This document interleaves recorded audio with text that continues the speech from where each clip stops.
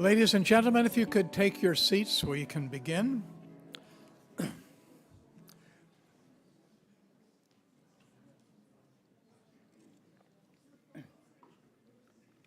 Good evening and welcome to Benjamin Franklin Hall for the American Philosophical Society's first public event of the fall season. I'm Roger Bagnall, the Society's president, and it gives me particular pleasure that this event introduces, or for many of you, reintroduces Patrick Spero and gives him an opportunity to present his newest book. Patrick will become the Society's executive officer at the start of 2025 and is already hard at work on some of our most important initiatives. He is no stranger to the APS, having served for 8 years as our librarian and director of the Library and Museum. More recently, he has been the executive director of the George Washington Presidential Library at Mount Vernon. But this evening is not focused on his distinguished career as an administrator. Before coming to the APS in 2015, Patrick was a faculty member in history at Williams College. After his bachelor's degree at James Madison University, he earned his doctorate here at the University of Pennsylvania. While still a graduate student, he had extensive experience in public history and became the historian of the David Library of the American Revolution, which has now become part of the American Philosophical Society. After receiving his doctorate, he spent 2 years as a postdoctoral fellow at the APS, surveying and producing a guide to all of our early American manuscripts. All of this activity and the demands of beginning an academic career did not slow down Patrick's scholarly work, with his first book appearing in 2016, soon after his return to the APS as librarian, Frontier Country, The Politics of War in Early Pennsylvania. His Frontier Rebels, Fighting for Independence in the Early American West, followed 2 years later, not to mention a couple of edited books and various articles and book chapters. Now, despite unending administrative duties and 2 moves, we are able to celebrate the appearance of another book, newly published at the University of Virginia Press, which draws on the rich manuscript collections of our society, in particular the manuscripts that you saw here before we began. I now have the pleasure to turn the podium over to the current executive officer of the American Philosophical Society, Robert Hauser, who has led us for more than 7 years, marked by both stresses and major achievements. Bob.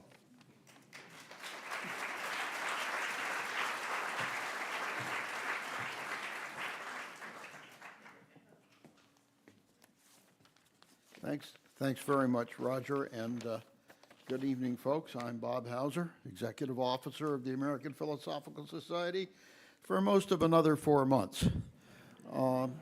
So I want to add my welcome to all of you at this most significant public program of the Society.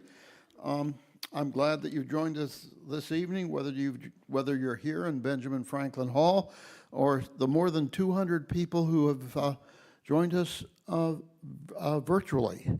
My guess is that overall attendance here beats the last book release where we had a rather large crowd. Some of you may have attended when Jay Stiefel launched his book, The Cabinet Maker's Count, about John Head, the famous cabinet maker of 18th century Philadelphia. We're going to have a great evening and serve 2 purposes. First, to welcome Patrick back to the Society as executive officer in waiting. He'll actually be chief executive officer. I've never been chief, but we're changing things and making it clear that he is going to be the chief. And second, of course, to celebrate the publication of his latest research monograph, The Scientist Turned Spy. André Michaux, Thomas Jefferson, and the Conspiracy of 1793. If you haven't already noticed it, there's a copy of it right there. It will take you almost as much time to decipher the cover as it would to read the entire rest of the volume, but it'll be worth it. So I'm assuming that practically everybody here has been here before. So I'm not going to deliver my usual kind of boilerplate about this place, but rather get as much time as we can to Patrick. So it gives me great pleasure to welcome Patrick back to the APS as its future Chief Executive Officer. Patrick and I work productively together and share a great many varieties of gin during the 6 years that we shared as Director of the Library and Museum and Executive Officer, respectively. Patrick, of course, is both a fine historical scholar and a skilled administrator. He has a great vision for the Society's future and the blend of energy, administrative skill, and wisdom to carry it forward successfully in future. But now to the book, The Scientist Turned Spy, André Michaux, Thomas Jefferson. He's really the evil one here, just in case you, that's a spoiler, I'm sorry. And the Conspiracy of 1793. As with many works based on the mammoth collections of this society, its genesis was a serendipitous discovery, which occurred some 45 years ago and was until recently sitting right over there. What Patrick has done in his book, using the collections of Michaux's work at the Society, both in French and in translation, as well as the Jefferson papers, is to narrate the story of that discovery, both to explain how it came to be and its complex and surprising political consequences. I will add that I played a small part in the book's creation, having reviewed and edited early drafts, you won't have to do that, and suggested the subtitle. But what's important is that, as one reviewer has already declared, Patrick's book is a page-turner. So I give the floor to Patrick. Bob, that was great.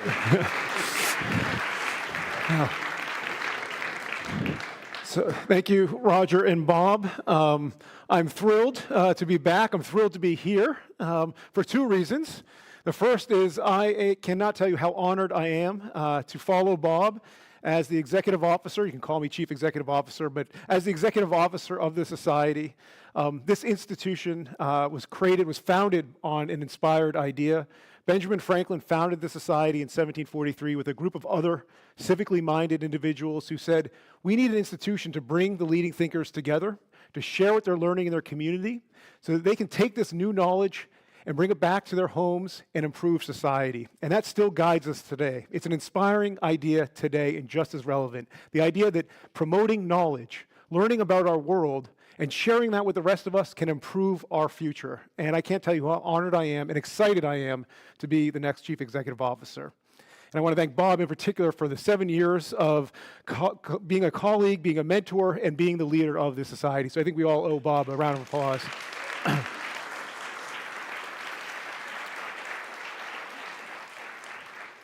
I'm also thrilled to be able to talk about my book, which was a little bit of a pandemic project. And I thought tonight I might tell you a little bit about the genesis of this book and some of the things that I found. And as Bob hinted, are you getting some audio feedback? Okay. We'll get that fixed, right, guys? So I thought I'd begin with where it all started for me.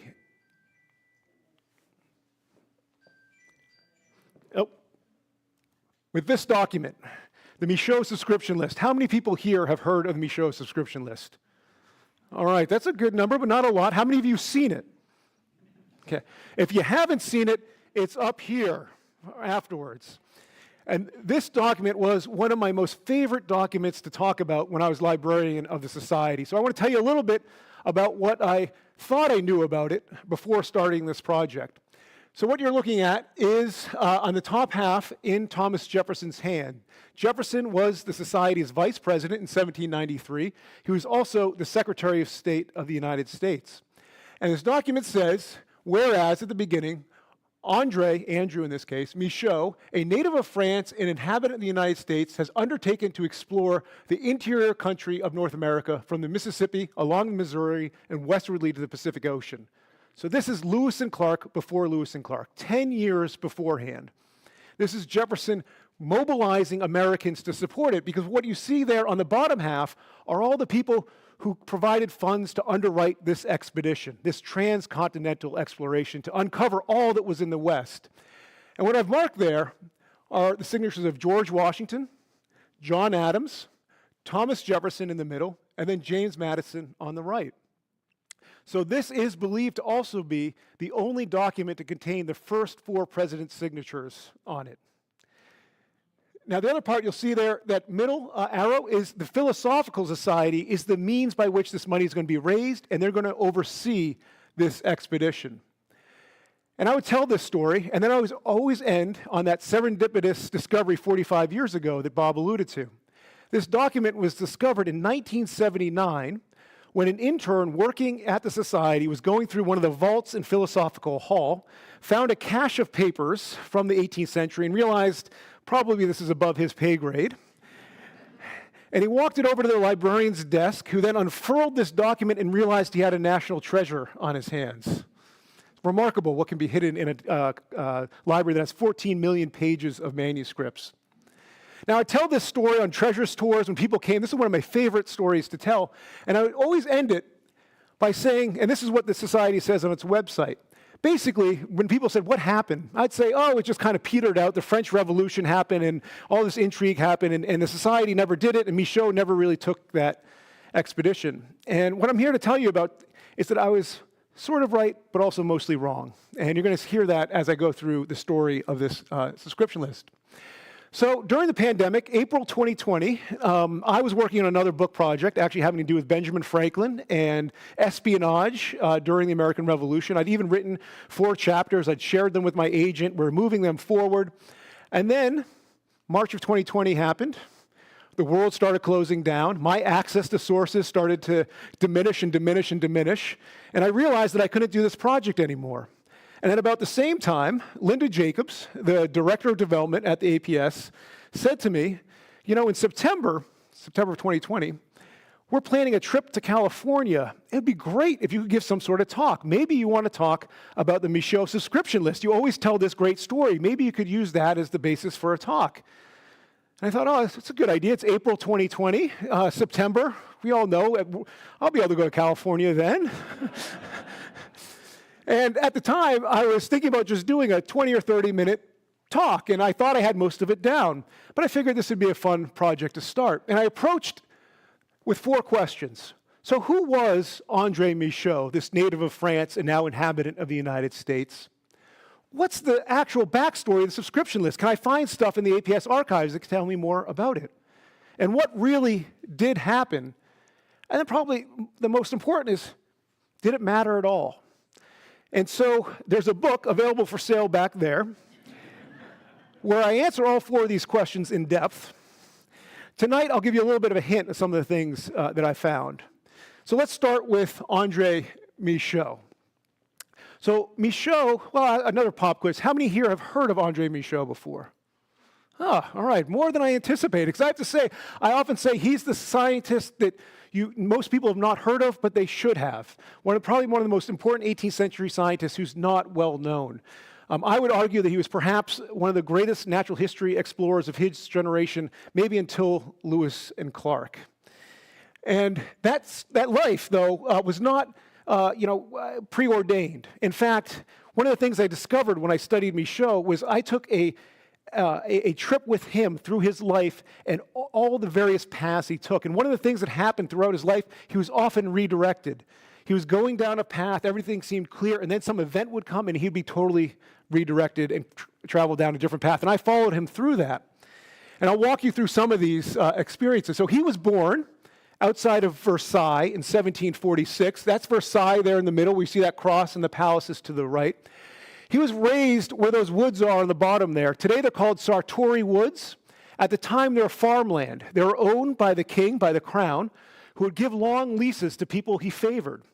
And these tenant farmers would produce crops and produce that would feed Versailles. It was a plum post. You were guaranteed a market all the time. It was a stable middle-class environment. And Michaud's father wanted his son to follow in his footsteps. And Michaud did that. He took over the farm from his father. He married. He had a child.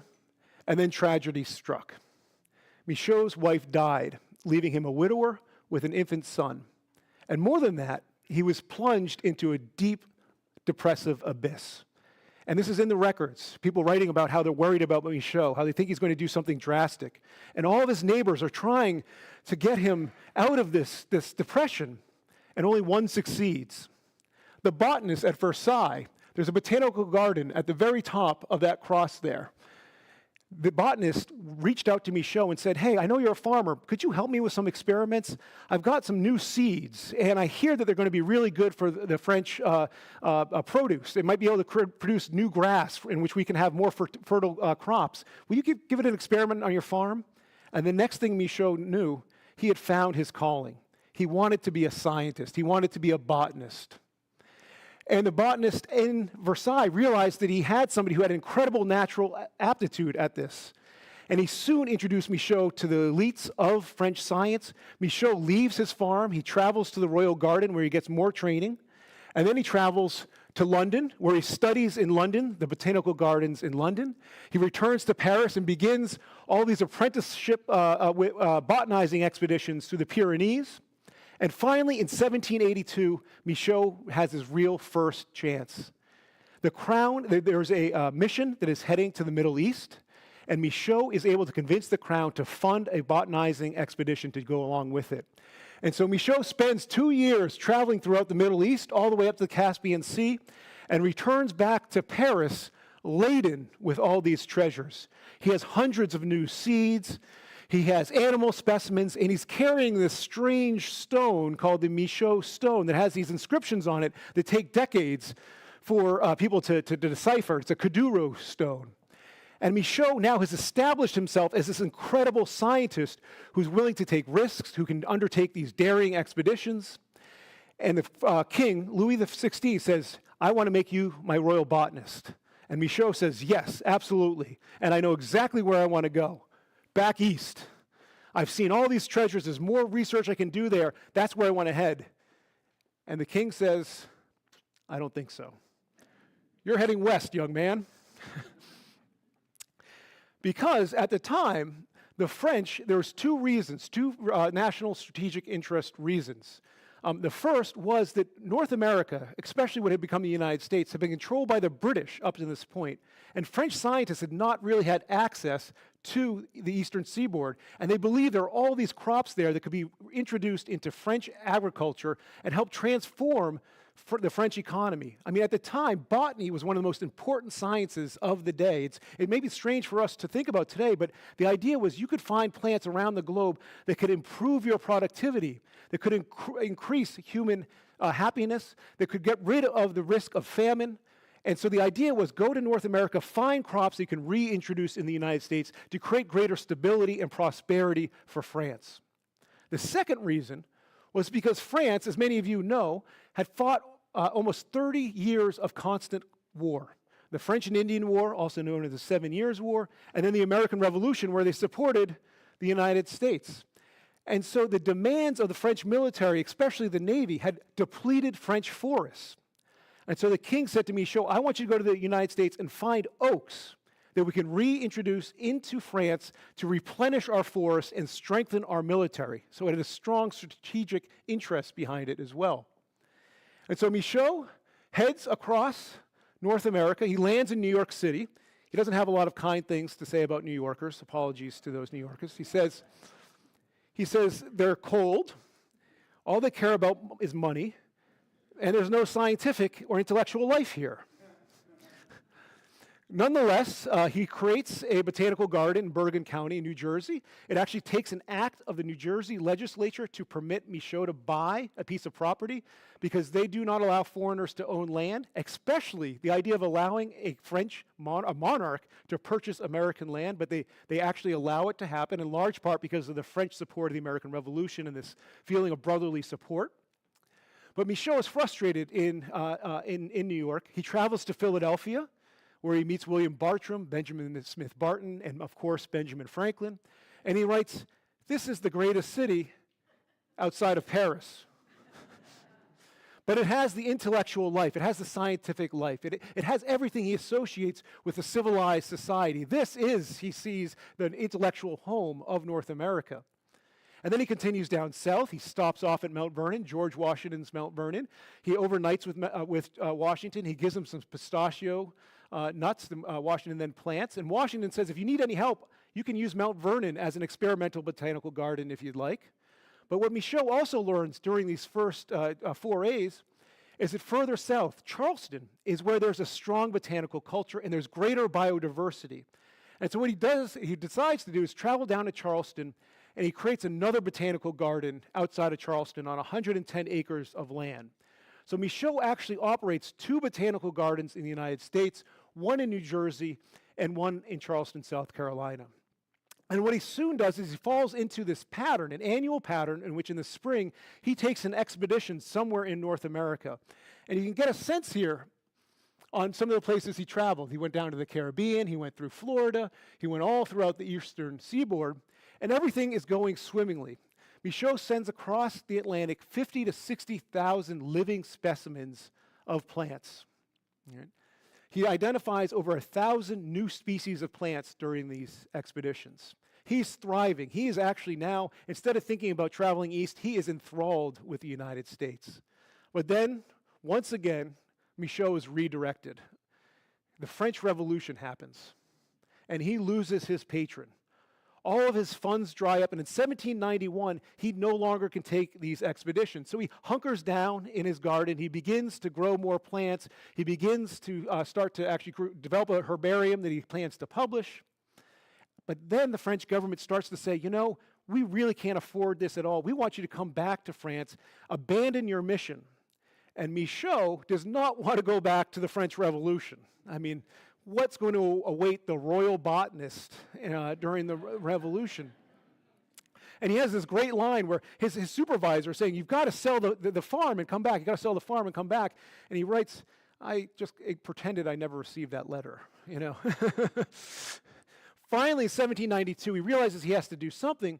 And he is now, as far as he's concerned, he's freed from any of the obligations he had to the French government. And this is what Michaux had long been wanting, just to be freed from any of these constraints, any of these supervisors. He could just pursue botany for its own good. So he sells some of his property, including some enslaved people, and he self-funds an expedition all the way up to the Hudson Bay. Michaux, by himself, with a handful of Native American guides, travels from Charleston to Philadelphia, to New York, up the Hudson River, all the way up to the very Hudson Bay region. It's a remarkable expedition, one of which he documents in his journals, which we have at the Society and are on display over here. So after he completes his expedition to the Hudson Bay, he's returning to North America. He's thinking about his future, and he's thinking, I really do not want to go back east, back to France. I've got to avoid that. And he's looking at this map, and as you can see on this map, he has covered almost all of eastern North America. And he writes me, he is looking at a map, he's thinking about the future, and what does he see as the future? The West. He realizes that if he's going to become one of the great scientists, a transcontinental expedition, he will discover so much that is unknown to the Western world. That is also his way to avoid going back to the French Revolution. So on his way back, he hatches a plan. He knows about the American Philosophical Society from all of his friends in Philadelphia. And he realizes the Philosophical Society, just like the French Academy of Sciences, might fund his expedition. And so he arrives in December 1792 in Philadelphia. He meets with Benjamin Smith Barton. He meets with William Bartram, and he pitches them this idea. And they say, this is great. This is exactly what we've been waiting to do. In fact, the Society had just that year tried to fund something like that, and they hadn't succeeded. And they said to him, you know, we support this, but the person you really need to convince is Thomas Jefferson. Jefferson is the Secretary of State at the time. He's also the Vice President of the Society. He's probably one of the most powerful and influential people with his network in the world of science. Jefferson himself had been dreaming of this expedition since at least 1783. It's the earliest time I've seen Jefferson reference this. He tried to enlist George Rogers Clark in this expedition in 1783, but he failed to come up with funding. He was hoping Virginia would fund it, and they couldn't. So Michaux approaches Jefferson, and Jefferson realizes, this is it. I've got the right person for it. He's a Frenchman. He's done this incredible expedition of the Hudson Bay. He can travel light, because the thing that had been concerning Jefferson is if he sent a large expedition of Americans into Native American country, into indigenous land, they might suspect this is a colonizing expedition. So if he sends this Frenchman out by himself, maybe with some Native American guides, they won't be as suspicious. Yeah. So Jefferson organizes the subscription list. And the society successfully raises $1.75 million, or the equivalent in today's dollars. And you can see here, I read the first portion of those first words, but it then goes on. Oh, there's a clause at the end there. Or in such other direction as shall be advised by the American Philosophical Society. Okay? So this becomes a real sticking point for Michaux. The society created a committee to raise money. They raise all this money. Then they created a committee to collect the money, different from those asking for money. They collect $400, a quarter of the amount, to provide Michaux with his startup funds. They raise the money. He's ready to go. But then there's this last clause. The society also appoints a committee, chaired by Jefferson, that are to give Michaux instructions on his expedition. Now here's Michaux, who thought he was finally freed of supervisors, of bosses, like all of us, right? Right, Roger? Michaux just wants to travel for his own interest. He wants to pursue science for its own good. He doesn't want somebody dictating to him what to do, especially Americans. He's French. He's loyal to France. All right? So this committee composes a number of instructions, and that is over here. These instructions are in Thomas Jefferson's hands. They're held by the society in the library. And they outline a number of things, and I can talk more at length with these during the Q&A. But the first thing, they say your first objective, your number one priority is find the fastest route to the Pacific. Second, we want you to find a mammoth. And then after that, we've heard about this llama. Could you find a llama? So now, I want you to think about Michaux, this Frenchman who's a botanist, being asked to find a mammoth and a llama. And also, that his primary objective is to serve the U.S. interest. The fastest route to the Pacific is in the commercial interest of the United States. That's not what Michaux necessarily wants to do. So they get in this extended, long-running debate over what Michaux can do, can't do, who has the authority to tell him what to do, what not to do. And over here we have another letter from Michaux, written April 29, 1793, in which Michaux is laying down the law, saying, I will not adhere to your instructions. This is the terms of the deal. This is what we have to do. Now, they seem to be coming to some sort of impasse. It seems like things may be going. Michaux was talking about he's going to return to Charleston. He decides not to return to Charleston. But then, once again, Michaux is redirected. He's redirected by the gentleman on my right, your left, Edmond Genêt. People familiar with Edmond Genêt? I see Wayne. Wayne, who is Edmond Genêt? Okay, Bob? Who is Genêt?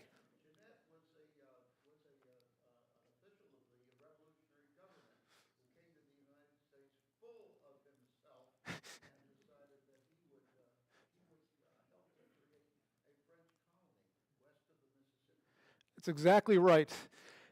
Genêt is an incredible character. I write about him extensively in the book. He totally upsets Philadelphia society. He arrives as the first representative of the French Revolutionary government in the diplomatic corps. He arrives in Philadelphia into a very tense political and foreign policy situation. Right? And this is really important to understand what happens to Michaux. So at this moment, the French have declared themselves a republic in Europe. They see themselves a continuation of the American Revolution. They reach out to Washington and other Americans and say, hey, we supported you during your revolution. It's time for you to support your sister republic. We need you to support us. And then the European monarchies, especially Great Britain and Spain, they see this French Revolution as a great threat to their own stability. If these revolutions start to sweep across Europe, what's that going to mean to all the other kings and queens in Europe? And so Great Britain and Spain launch a warfare with the French. And so when Genêt arrives in Philadelphia, Washington is stuck in a jam. He's got the French saying, you're supposed to support us. We have this treaty. Going back to the American Revolution, you're supposed to support us. And Washington is also realizing we are sitting on a very fragile foundation. The British control forts in the West. They can still have the strongest military, the strongest navy. We rely on the British on so many for economic needs. They're the largest trade partner importing to the United States. If we side with France, it's entirely possible that Great Britain will take us back over. And so Washington declares a policy of neutrality, the Neutrality Proclamation. And so Genêt arrives with secret instructions to try and force Washington to break that Neutrality Proclamation. And there's a series of different plots that he's supposed to pursue, but the one that I latched onto were secret orders to mobilize frustrated American frontiersmen in the West who felt disregarded by their U.S. government, this distant government in the East. Those in Kentucky and in the West did not have access to the Mississippi River. The Spanish had blocked the export of goods from Kentucky. This was causing great frustration for those on the frontier who felt like without a natural outlet for their excess production, that their fields were just going to go fallow, that they were going to suffer, and they were frustrated that Washington didn't seem to care about them. He seemed to care more about the National Bank and Great Britain, not about their own interest. And the French had heard this, and the French had even heard that there were some Revolutionary War generals who were willing to invade Spanish-controlled Louisiana. And so Genêt arrives in Philadelphia with these orders to organize frontiersmen to invade Louisiana and seize New Orleans. And as he's trying to figure out how to implement this plot, he meets André Michaux. Now, Michaux has largely avoided politics his entire life. He cares about research, he cares about science, he does not want to get engaged in the world of intrigue and politics, but he's also a loyal Frenchman who realizes he has to serve his country, that if he's going to hope to continue to pursue his science, if he's going to get funding, he has to follow their orders. So he agrees with Genêt to go out to Kentucky and meet George Rogers Clark, the person Jefferson had earlier approached, and try and mobilize Kentucky frontiersmen in this plot. Now, Genêt, to organize this, realizes that he needs to provide some cover for Michaux. I mean, Michaux is a botanist, but he's also a Frenchman. And during this time of intrigue, this Frenchman traveling out in Kentucky might get people questioning what's going on, what's happening here. So Genêt knows that Jefferson is this great Francophile, that Jefferson believes, like the French, that the French Revolution is a continuation of the American Revolution, is very sympathetic to the French cause, and really despises Great Britain, and in fact, largely disagrees with many of the policies of the administration he's serving. And Genêt and Jefferson become close friends, quick friends. You can track their correspondence, and Genêt is one of Jefferson's most frequent correspondents during this period. And so on July 5th, as Michaux is now preparing to go out to Kentucky, Genêt pays a visit to Jefferson's house, then at the Schuylkill River, close to where Bartram's Garden is, on the other side of the river. And Genêt takes Jefferson into his confidence. And so he tells the Secretary of State, I'm about to send André Michaux out to Kentucky. He's going to meet with a bunch of Revolutionary War generals who are going to mobilize the militia, and they're going to invade Spanish Louisiana and seize New Orleans. And do you know what the Secretary of State does? Nothing. Actually, it's a little worse than that. Genêt then says, but you know, I really need cover for Michaux. Would you write him a letter of introduction, vouching for him? And Jefferson does. And I've got the evidence here. And I won't bore you with all the text, but you can see in the first one, this is from Genêt's own account of his meeting with Jefferson. Genêt called to me, and he read very rapidly that he was going to invade Kentucky. He told me that he was telling me this as Secretary of State, but as Mr. Jefferson, meaning I'm not talking to you in an official capacity, I'm talking to you as a friend, which is maybe some of the cover Jefferson could have for why he didn't tell anybody about it, because it was a private conversation. But can you imagine if the Secretary of State knew when Russia was going to invade Ukraine and did nothing about it? And then finally, he says, he asked me to write a letter to the governor to view him as something more, as a French citizen possessing Genêt's confidence. I took back the letter and wrote another exactly as Genêt had asked. So Michaux then takes this unexpected, very different expedition west, traveling with a letter of introduction from Thomas Jefferson. And he travels out to Kentucky, and he starts meeting with all these prominent Kentuckians. He tells them his plan. He tells them his plot. He meets with congressmen, all of whom support him. He travels out to George Rogers Clark, and he tells him, the French are willing to support you. And Clark says, I'll be able to mobilize 2,000 men, and I can launch this invasion by the spring. So Clark successfully raises 2,000 American volunteers to form a militia. They get their own clothing, they march, they parade, they build a number of bateaus, because their plan is to launch a naval assault down the Mississippi River. They build these huge boats, they secure cannons. There's an account of the iron forges in Kentucky burning brighter because of all the cannons they were beginning to create for this expedition. Now, Michaux heads back after securing Clark's agreement to Philadelphia. And as he's heading back, Genêt sends out reinforcements, one of whom, there are 3 officers, one of whom turns out to be a spy in the employ of the Spanish. So when they get out there and the spy sees all that's happening, he sends word to the Spanish. And so within a matter of months after Michaux has arrived back, word reaches the Spanish ambassador in Philadelphia about what's happening in Louisville. And what does the Spanish ambassador do? He sends a note to Thomas Jefferson, Secretary of State. And the Secretary of State takes this to the Washington administration and plays completely dumb and says, we've got to do something about this. And what this actually creates for the Washington administration is a real foreign policy crisis. If a group of Americans invade New Orleans, the Spanish aren't going to be nuanced about it and say, oh, these are just some independent rogues invading New Orleans. They're going to think it's the Americans. It's going to force Washington to perhaps enter this war. The question is, what can he do as president? And there's a huge debate in his cabinet over what authority does the executive have in this situation. And there's a debate between Edmund Randolph, who's a little bit like in the Jefferson camp, who sees a restrained executive, a limited federal government, and then there's the Hamiltonians and others who see a more vigorous executive. And what they argue, they say, does the executive have the right to send out troops to put down this potential invasion? And ultimately, after this debate, Washington decides that yes, this is such a threat to the constitutional order, to the republic, that of course the executive, in order to protect the Constitution and the future of the republic, can suppress this rebellion if it happens. Now, he sends out a number of proclamations and issues and orders, and pretty soon everybody in Kentucky realizes that the federal government means business.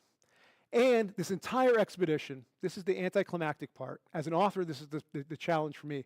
It just petered out. These 2,000 men who had their own uniforms, they had cannon, they had practice, they had planned an invasion in the spring of 1794. They were ready to go. They actually had, it seemed like, a date upon which they were going to launch this invasion.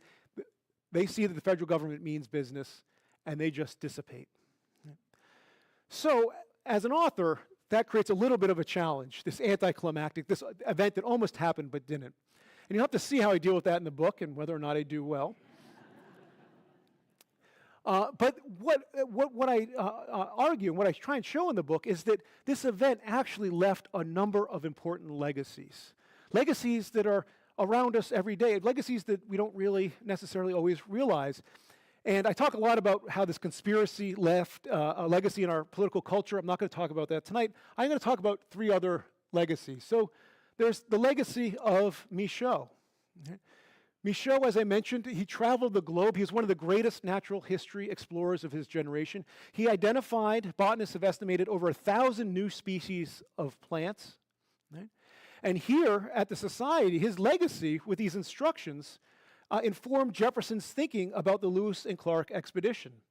I mean, this is Jefferson's test run for the Lewis and Clark expedition. In fact, the editors of the Thomas and Jefferson papers, they compared the instructions Jefferson wrote and the instructions he gave Meriwether Lewis, and they could tell there were actually exact words that he took from one to the next. So he's almost certainly looking at these instructions that he gave Michaux that he wrote for Meriwether Lewis in 1803. There's also the legacy here at the APS. And this is a pretty remarkable story for me, because this is where I learned something new about this institution, something that inspires me still when I think about it.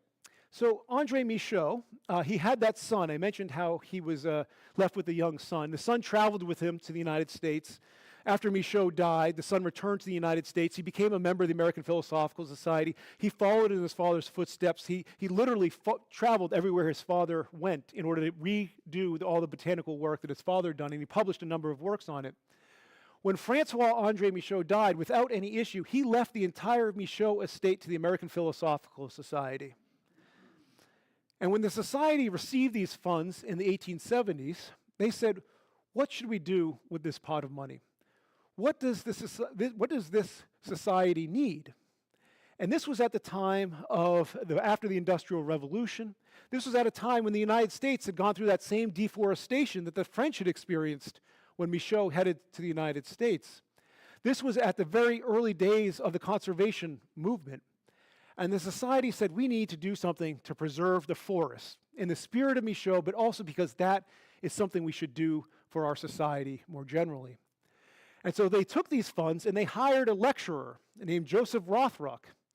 And they paid him for a number of years to travel around the state of Pennsylvania to give lectures about the importance of forest and the dangers of deforestation. And we have accounts of his lectures, and they began very small, just a handful of people came. This is the age in which lectures were the great entertainment. I hope they still are now.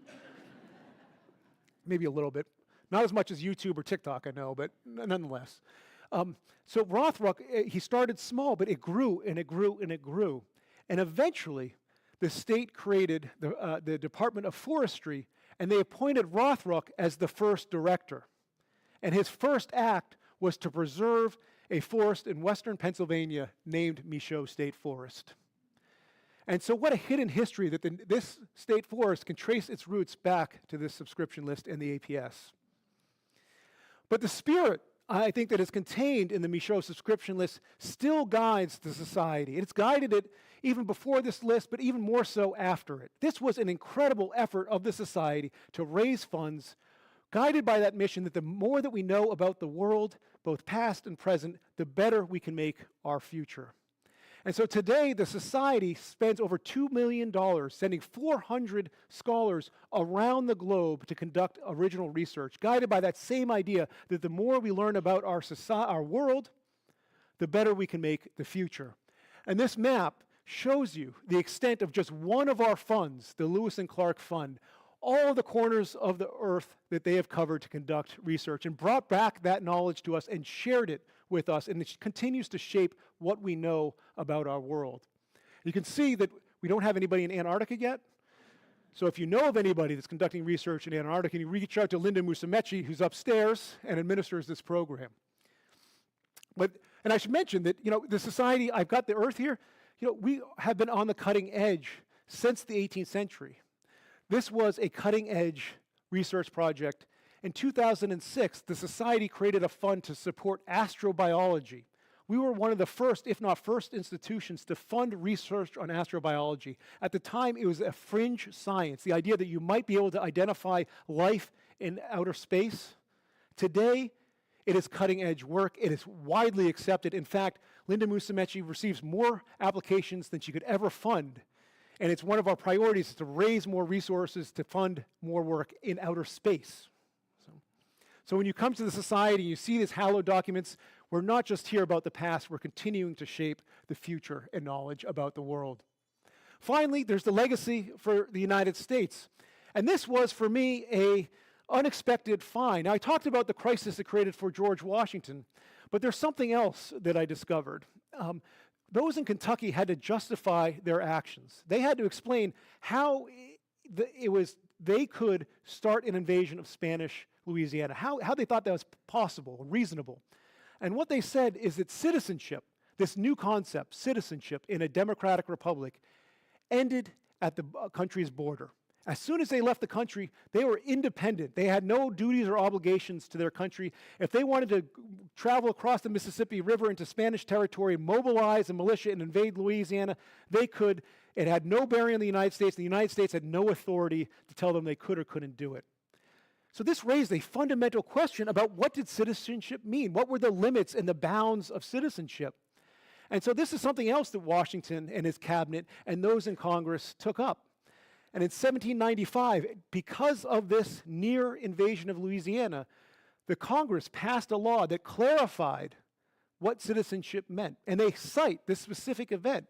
And they say that citizens have to be bound by the policies of the United States. If the United States is at peace with a country, they cannot break that. That would be a contravening the law. They would have to be held liable and punished.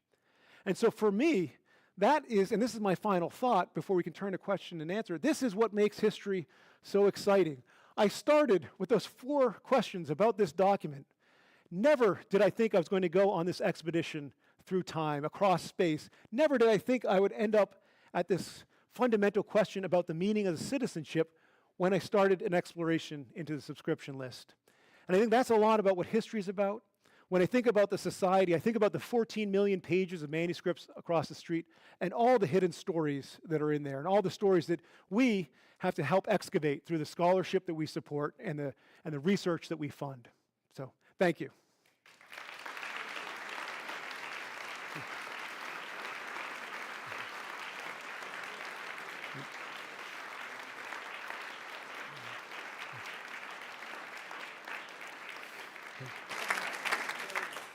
So I think I have some time for some questions, maybe some answers. We've got a hand back there. Thank you. Great talk, Patrick. I'm curious about 2 perhaps related events, but maybe not. One would be Aaron Burr's idea to do pretty much the same thing, start a new community out towards the Louisiana border. And then also, when I was a kid, there was a John Wayne movie called The Fighting Kentuckian. And what John Wayne does as a Kentuckian is he supports this French community in northern Alabama. And I'm wondering if the French community in northern Alabama in the early part of the 19th century might be, somehow tangentially related to Michaux's travels. Yeah. So 2 great questions. I talk about them more extensively in the book. So this is part of a pattern. That's when I mentioned the political culture, that it persists after this. The idea of creating an independent republic, creating separate states, that is a pattern that persists, especially in the West. And there's immediate repercussions. In the wake of this, there's a convention that's held. And one of the things Kentuckians do is say, if you don't open up the Mississippi River, we are going to create our own, we're going to separate. They're threatening basically to separate from the Union. Creates another crisis for Washington. And then, of course, as the Kentucky resolves, 1798. And so there's this pattern that continues throughout. And that Burr is within that pattern. Wilkinson is also tangentially involved in this, and Wilkinson is involved, as you know, in the Burr conspiracy as well. So there are some real patterns there. Interestingly, this community, right here, Gallipolis, is actually a fascinating French community of French emigres, exiles, who supported the Bourbon monarchy. They did not support the French Revolution. And so they were sold all of this land by speculators in the middle of Ohio and promising it's this incredible fertile land, it's the future. And they get out here, and it's not what was promised them. And when Michaux visits Pittsburgh, he actually meets a group of French exiles who are connected to Gallipolis and who are themselves in the process of trying to convince Spain to give them a plot of land west of Mississippi in which these people can move to.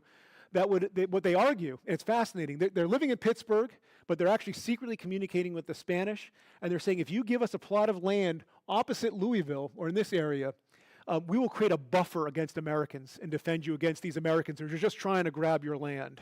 So, yeah, thank you.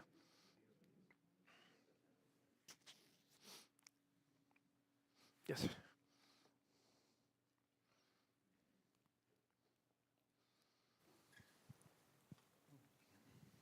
Wonderful presentation, thank you.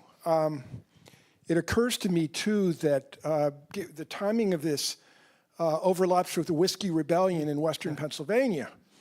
And of course, in addition to this potpourri you've already described, you have these disgruntled Pennsylvania farmers on the frontier whom Hamilton has proposed to tax, who have no coin with which to pay the tax, and have taken up arms. So that also creates anti-central government sentiments in that area. Did you see any evidence of that in your research? Yeah, thank you. You all gave me to talk about all the things I didn't talk about, but it's in the book. No, but it's a great question, because this is actually really interesting, because it provides greater context for Washington's ultimate decision to intercede in this Kentucky plot. So to imagine what Washington's dealing with at this time. So he's got this he has to think four-dimensionally, really. So he's got this foreign policy crisis with Europe and these warring nations in Europe, and trying not to get the United States sucked into it. He's also dealing with serious Native American conflicts that are happening in the Ohio region. And in fact, the United States has just suffered one of its worst losses, St. Clair's defeat in 1791. So the military now is at a real nadir. So he's thinking about Europe, he's thinking about the interior and the fact that he can't fight a war. He doesn't have the military to do so. And now he's got these citizens who are trying to upend everything. He's doing this delicate balance. He wants to maintain some level of peace with Native Americans. He wants to stay out of a war with European powers. And he's got these citizens, especially in the West, who seem to be trying to upend everything he's trying to do, upset everything that he's trying to do. And at the same time that the Kentucky conspiracy is happening, he's got these farmers in Western Pennsylvania who are protesting this whiskey tax and are getting more and more violent, and in fact, ultimately, kill a federal marshal. And so what happens chronologically, and I think this is important, is that Washington makes the decision to use executive power and military force first in Kentucky. And as you know, he eventually decides to do so in Western Pennsylvania later with a much greater show of force, with actually marshaling a military to march out west. But I think the Kentucky decision helped him get there in Pennsylvania, because he was really trying to take a delicate hand. He did not want a rebellion from within as well. So even though the people were protesting this tax, refusing to pay it, really challenging the authority of the federal government. I mean, if a government can't collect taxes that they say is owed to them, does it actually exist? That's what his cabinet was saying. He was taking a soft hand. After Kentucky, he realized that he needed to be more forceful. So, yeah, thank you. Got a question in the back there? Was Thomas Jefferson a good guy or a bad guy?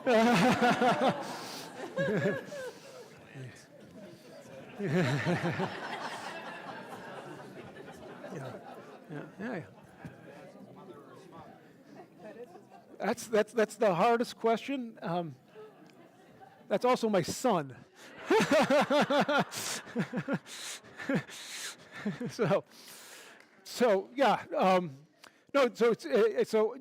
Yes, Jefferson is certainly somebody that I admire, and I think we all should admire. Clearly, he's flawed, and I feel like we all are flawed, and that almost goes without saying today.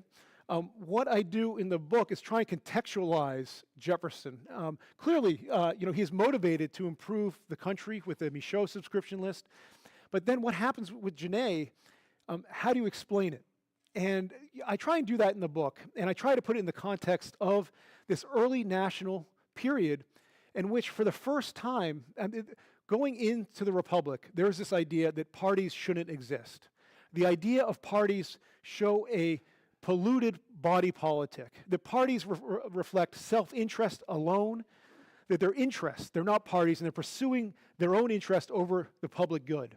That's what parties are for. And that's what all the founders largely believe. And in fact, during the American Revolution, this is commonplace to say that, is when you're in the opposition, you get along a lot better. And then when you're in power, all of a sudden you start to realize these little differences you have, and that creates friction. So during the Revolution, there was this sense that we're all in this together, we have shared principles, we believe in these things.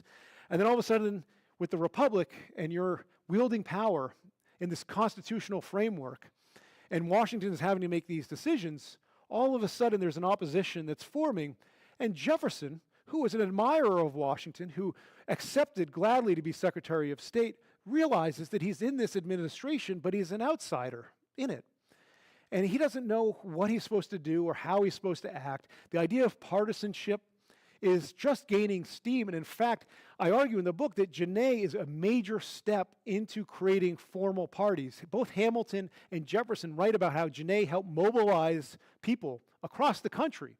When Genêt arrives in Charleston, South Carolina, he's greeted by all these throngs of people who support the French Revolution. All the people that support Washington aren't coming out, but he helps mobilize people behind this. And he starts to create these democratic societies. And these democratic societies dot the countryside. And one of the reasons they form is to support the French Revolution, but they're also formed to oppose Washington's policies. So they're creating this infrastructure that really looks a lot like modern politics. And here's Jefferson, who's trying to navigate these waters, where he does not agree with the Washington administration. He wants to actually follow what he thinks are the right policies for the country, but they're against what his administration is doing. And so I think this Genêt affair is him trying to navigate these waters, doing so perhaps imperfectly, but that's why he's doing what he's doing. So do I think Jefferson was a good guy or bad guy? On the whole, I think he made some incredible contributions to the country, without which we would not be who we are today. I think some of our highest ideals come from the pen of Jefferson. But of course, he is, like all of us, including our nation itself, since we are governed by people and we all are flawed. Thank you for that tough question, young man. Great. So I think we have 2 more questions, and then we have to wrap it up. So I guess my question is also about where this places within a more traditional chronology. It makes the Louisiana Purchase under Jefferson that much sweeter, right? Because he's buying it from the French, who ultimately have acquired it from Spain. But I guess my question is, I know part of this story, but I don't know if everybody else in the room would know. To what extent then does Jefferson and the APS figure into supporting what ultimately does become the voyage to the Pacific with Lewis and Clark? Yeah. So Lewis and Clark, Jefferson eventually, he's able to acquire this territory. He's able to undertake this expedition. I forget if I mentioned it in my talk, but Meriwether Lewis actually approached Jefferson in 1792 with because Lewis had heard that Jefferson was thinking about this expedition before Jefferson had met Michaux, and Jefferson said, I don't think Lewis has the skills to do this yet. So he passes on Lewis. In 1803, Lewis is a different person. He now is able to create the expedition to go there. He sends Lewis to the APS, where he meets with a number of APS members who provide him with instruments, but also guidance on how to survive, medical advice on how to do so. There's an incredible story, and I don't know if I have time, about some advice that they received from Benjamin Rush. Do you guys want to hear it? Do we have time? So they meet with Rush, and Rush is a proponent of the idea that you need to purge a body to heal it. Okay? In fact, people blame Rush for George Washington's death because the doctor that was administering Washington bled him so much that Washington didn't have the energy to even fight off this throat infection. Maybe he could have, maybe he couldn't have, but certainly bleeding him, half of his blood being drained from his body was not helping. But Rush believed in purging the body. And so when Lewis came out to him, he gave him a group of pills that were filled with mercury, because mercury is a fantastic laxative. All right?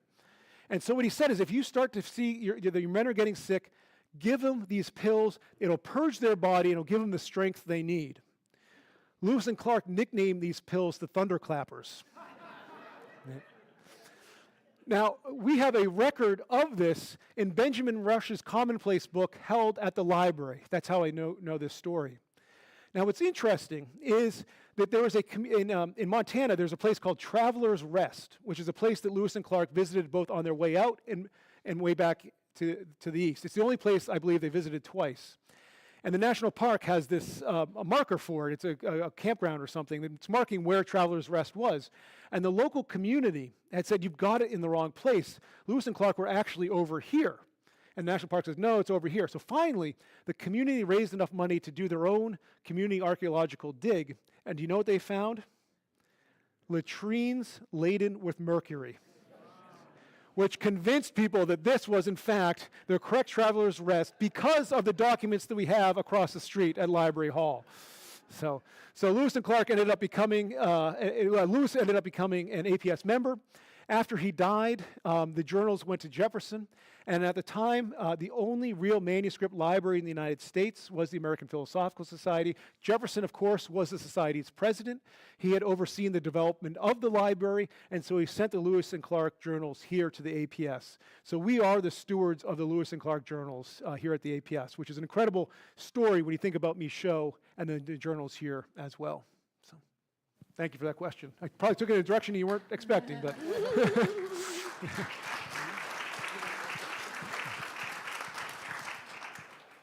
So, Pat, what happened to Michaux after 1793, and what happened to his botanical gardens as well? Yeah, that's great. I purposely left that out, hoping somebody would ask, and we did not set that up.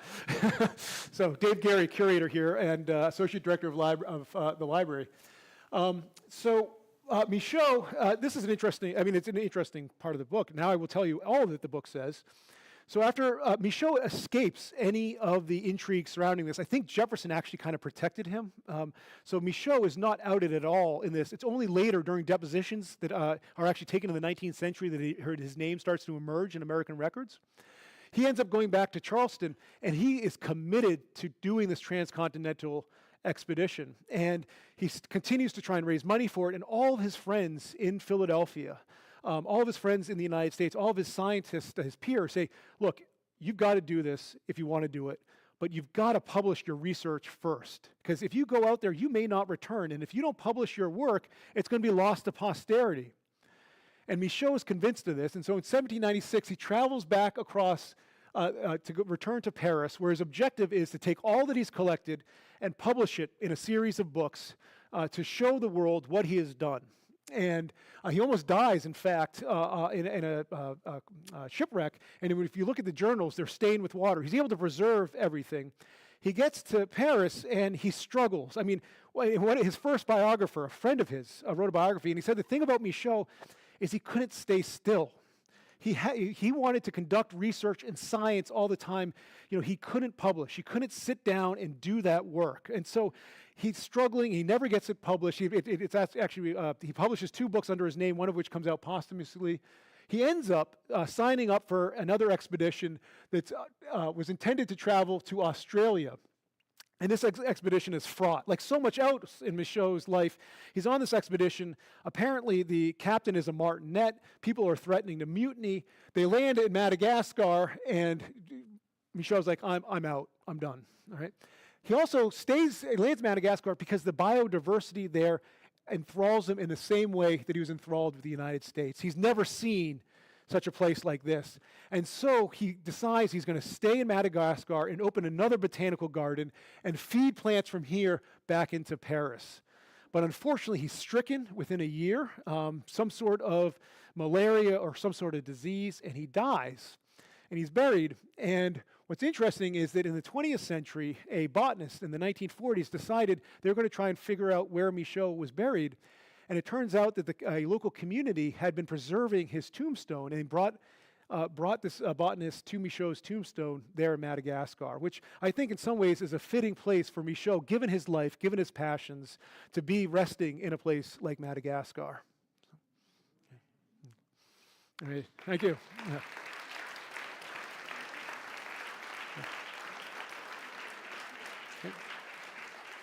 Great. Thank you all.